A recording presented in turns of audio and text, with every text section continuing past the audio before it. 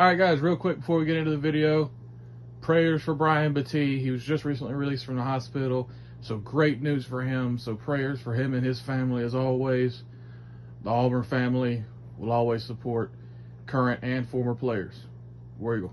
15, 20, 25, 30, 35, 40, 45, 50, 45. There goes Davis. Oh, my God. Davis is going to run it all the way back. Auburn's going to win the... What's up, kinfolk? I'm back. No old man right now, though. He will be back soon, though. Probably for the first reaction of the season. But we're 2 days away from Auburn football returning. We had college football last weekend. A lot of really good games. SMU, Nevada, Florida State, Georgia Tech. Even, I forget who it was. I think it was like Montana State playing New Mexico. It was a pretty good game. I kept an eye on that one, too. But, you know, everybody's booging really hard, so I thought I'd come back, crash the party, piss everybody off, and name the biggest concerns for Auburn going into this year because, man, there is quite a few that I'm about to get into. The biggest one, and one that most people have heard about by now, one that I've been concerned about since before spring, is offensive line. Everybody knows about the issues at left tackle. We have three guys rotating in there right now. Percy Lewis, who I wasn't the biggest fan of when we landed him. The film is not great on him from Mississippi State, but he's got a lot of potential. But he's also a senior. Tyler Johnson, young kid, had rave reviews for a while now. But again, he's a redshirt freshman. And Dylan Wade, penalties notwithstanding, had a pretty good year at left tackle last year. He had a pretty impressive season, but, you know, we were really hoping to kick him into guard, but now it seems like he's going to be rotating between guard and tackle. So, not necessarily worried about him playing left tackle because I'm confident in his abilities at tackle. My issue is more between Percy Lewis, who is average in pass pro and pretty well below average in the run game from what I saw from him at Mississippi State. It's not necessarily even a technique issue with him in the run game. It's his height. It is really tough when you're lined up across from a 4-eye and you got to squeeze him down if you can't get lower than him. Everybody knows in football, especially in the run game, low man wins, right? Leverage. It's really hard when you're 6'8" to get good leverage on a guy who's 6'4" or 6'5", right? In the pass game, his feet are pretty sloppy. Hands are not great, but, you know, he's really big, and he had a decent year last year at Mississippi State rotating in at left tackle, but way too inconsistent for me. Tyler Johnson's a guy who we've barely seen play, rave reviews, but we don't know if that's necessarily going to translate to the football field, right? And the other day, Hugh Freeze also mentioned Tyler Johnson's issues in the run game, so that's also concerning. So now you're going into a year where, all right, you have the idea that you can move Dylan Wade permanently back to left tackle and just rotate in the other guys, right? So that's cool, but now you got a hole at left guard. And based on what I've read, it's Braden Joyner, talented young kid. You have Tate Johnson. We all know about Tate Johnson, but he's decent enough. And DeAndre Carter, an incredibly talented freshman who played tackle in high school, right?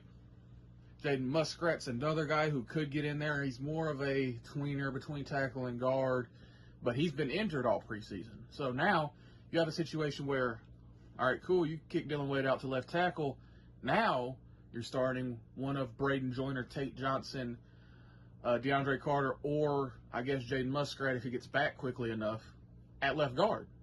So that's just not ideal because two of those guys have barely played. And two of those guys have been reserves for you the past couple of years, and Muskrat's been solid. He had a pretty solid year last year. I thought he should have gotten the right tackle job late in the year last year. I thought he earned it from Too Tall. Dylan Wade moving to guard is a much bigger transition for him than people expect. And I just wanted to touch on this because I almost forgot about it. So, when you go from working in space as a tackle, right, taking on edge rushers, typically around 6'2" to 6'5", about 240, right? So you go from those guys, but now you're moving down inside and you're playing a completely different type of guy, right? And you're trying to work against three techniques. where these guys are 300 to 315 pounds. You're playing in a Zero Stackhouse who is 300 plus. You're playing a nose guy who's 330, 340, where his entire job is to make your job difficult. He's not even trying to work past you. He's just trying to hold his ground, right? So how does he work with that? Is playing a completely different position. In college, he's played right tackle, left tackle. That's it. So how does this work out? I think it's going to be an interesting experiment because, you know, a lot of people think that this is just college football 25 where you move a tackle to guard and their overall goes up and it doesn't matter. That's not the way it works in real life, right? So, you know, it's just a concern. But moving on to the next thing. Now, switching from that to the right side, right guard, we lost one of our best offensive linemen last year, and not a lot of people know about it. Cam Stutz was very, very impressive last year at right guard. An incredibly impressive season from him, arguably the most improved guy on the team last season. So now you're moving on with Jeremiah Wright. Rumor is he has improved, but we don't know that for sure until the lights come on. The issue with him has never been in the run game, right? He's been a road grader. His technique's not the greatest, but he's so damn powerful and he's so athletically talented, he was able to win. The issue with him has always been in pass protection. All right, so we go from the left side of the offensive line, me being concerned in the run game, to the right side of the offensive line, I'm worried in the pass game. Not great. Pass pro for him, we've all seen it, really bad. In 2022, 2023, was not great either. The question is, how much has that improved? Has his IQ for that improved? Has his pass set improved? Is he able to work better in space now? I'm not worried about him in the run game, taking care of a 3-tech, or climbing up to the second level. Not worried about that with him. I'm 100% sure he can do that. In the pass game, that has got to get right. Right tackle, Xavier Miller, pretty quiet camp, which is probably a good thing to be honest, because, you know, there's not really been many rumors of him losing his job. So, as long as he gets his technique down in the pass game, we should be good. Leverage down in the run game. He was pretty solid as a run blocker last year, but it can get better. And in the pass game, definitely has to improve. Way too many miscues. We can no longer have him getting caught on stunts, chasing a 5-tech down inside or a 4-eye down inside, and getting wrapped around. Hold on, pause. And have them wrapping a 3-tech around him, or wrapping a will linebacker around him. That cannot happen this year. So, you know, as long as that improves and his IQ is improved, that's fine. I'm not necessarily all that worried about him. I expect him to be solid enough.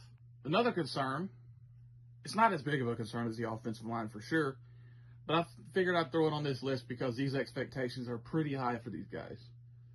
How about the pressure on these young receivers? It's a lot that we're putting on them right now. Where we're expecting, a lot of people are expecting Cam Coleman to come out and have an 850-yard to 1,000-yard season. I don't think that's going to happen. Malcolm Simmons' rising camp has people thinking that he may have 400-500 yards this year. Perry Thompson, rocket high expectations for a guy who's probably not even going to start this year. So it's really, really going to be tough for guys, especially like Bryce, Malcolm, and Perry. Cam is pretty polished. He's been here since spring. He was already polished coming out of high school, and he's just continued to improve. This is not necessarily all that much about him. I just don't think he's going to have some insane 850 to 1,000-yard season. I'm expecting about 700 from him. But Malcolm, Bryce, Perry are guys who were not polished in high school, guys whose film did not show that they were ready to start on the college level, and guys who, you know, coming into this should have not had these expectations. Perry is going to be the backup Z guy for the majority of the year this year, unless there's an injury, right? So I'm expecting 250 to 350 from him. You know, it's going to be a lot of manufactured touches for him. A lot of sweeps, screens, one-on-one shots because he can win the jump ball. He's not going to be asked to do what Keandre Lambert-Smith is asked to do, or Robert Lewis, or even his classmate Cam Coleman. That's not what he's going to be asked to do because he hasn't even been here but for 2 months, right? Malcolm has had a great spring, and it seems like he's going to be the backup slot receiver. Another guy that's not polished, though. He wasn't even a receiver his entire high school career. He played a lot of defense, and he played a lot of running back before moving, I believe it was to Benjamin Russell for his last year, right? So, again, with him, it's going to be manufactured touches because he is just lightning in a bottle. Get him the ball. Just get him the ball in space and let him go to work. He's not going to be asked to do what Robert Lewis is asked to do with a lot of complex stuff. Just get him the football. That's his role. Bryce Cain, I don't even know how much he's going to play. Wasn't even on the depth chart. Who knows? But just calm these expectations on these young kids, right? There's a reason we went to get these veterans.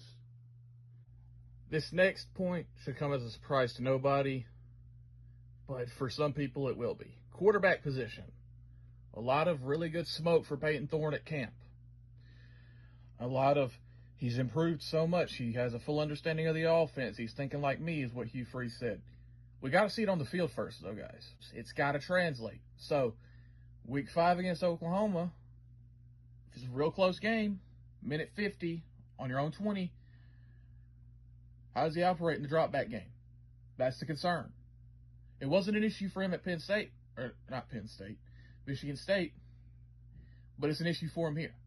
So, last year, drop back game, terrible for him. RPO game, I'm confident in him. Fridge just kicked off, so if you hear that buzzing, sorry. But the drop back game is a big concern for him. The RPO game, not so much. I'm confident with him. He's made the reads. I really liked what I saw from him in the spring game. It's got to translate to these Saturdays, right? All right, last point. Young defensive backs, a lot of young guys. Kayin Lee had a solid year last year, especially for a freshman. We have 2 other young cats who are going to play heavy snaps. J.C. Hart, Antonio Kite, who have had issues in camp with penalties and inconsistencies. So, Keontae Scott's a guy I'm pretty confident in, even though it did not look really good last year against Maryland. All right, when he moved to boundary corner. His athleticism issues were heavily exploited in that game. But the IQ is high. He's able to make plays on the ball. And I think that's going to do well for him at corner. I don't think he's the day 2 guy he was at nickel when he slides outside, but I think he'll be good enough. Kayin Lee, we're expecting a jump from him. Can he continue the progression forward? Progression is not always linear, all right? There are peaks and valleys, especially with these young kids. So with J.C. Hart, expect that peaks, valleys.